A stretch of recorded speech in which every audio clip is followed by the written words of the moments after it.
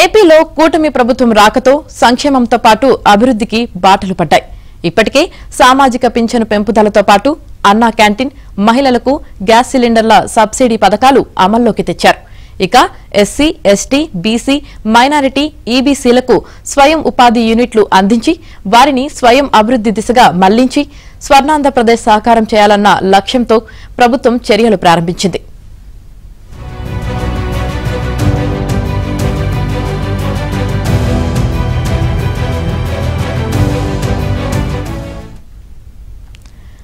మిగతా శాఖల కంటే ముందుగా బీసీ సంక్షేమ శాఖ స్వయం ఉపాధి యూనిట్లను బీసీలకు అందించేందుకు శ్రీకారం చుట్టారు.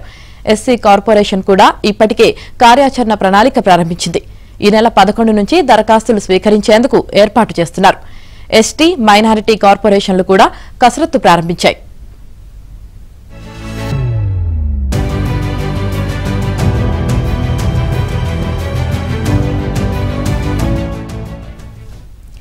గతంలో స్వయం ఉపాధి యూనిట్ల ఎంపిక, యూనిట్ విలువ తదితర అంశాలపై అసంబద్ధంగా ఉండటంతో ఇప్పుడు అలాంటి తప్పులు దొర్లకుండా జాగ్రత్తలు తీసుకుంటున్నారు.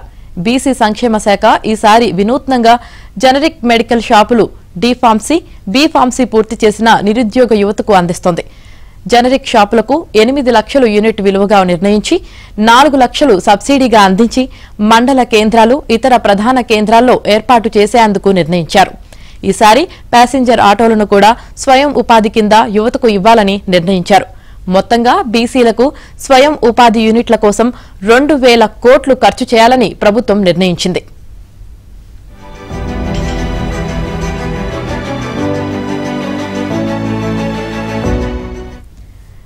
ఏపీలో నిరుద్యోగులకు స్వయం ఉపాధి జాతర మొదలవనుంది. దీనికి సంబంధించి ఆయా సంక్షేమ శాఖలు ఇప్పటికే కసరత్తు ప్రారంభించాయి.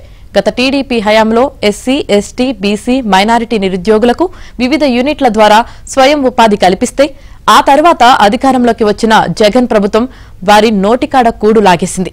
ఇప్పుడు మళ్లీ టీడీపీ కూటమి ప్రభుత్వం అధికారంలోకి రావడంతో ఆయా వర్గాల్లో ఆశలు చిగురించాయి. ఇప్పటికే గత 5 ఏళ్ల వైసీపీ సర్కార్ విస్మరించిన ఎస్సీ, ఎస్టీ, బీసీ, మైనారిటీల సంక్షేమాన్ని తిరిగి ప్రారంభించి పేద బడుగు వర్గాల్లో సంతోషాన్ని నింపుతోంది. 2014లో టీడీపీ ప్రభుత్వం బీసీ, ఎస్సీ, ఎస్టీ వర్గాలకు భారీగా సంక్షేమ పథకాలను అమలు చేయగా ఇప్పుడు మళ్లీ అదే రీతిలో సంక్షేమ పథకాల అమలుకు కార్యాచరణ సిద్ధం చేస్తోంది.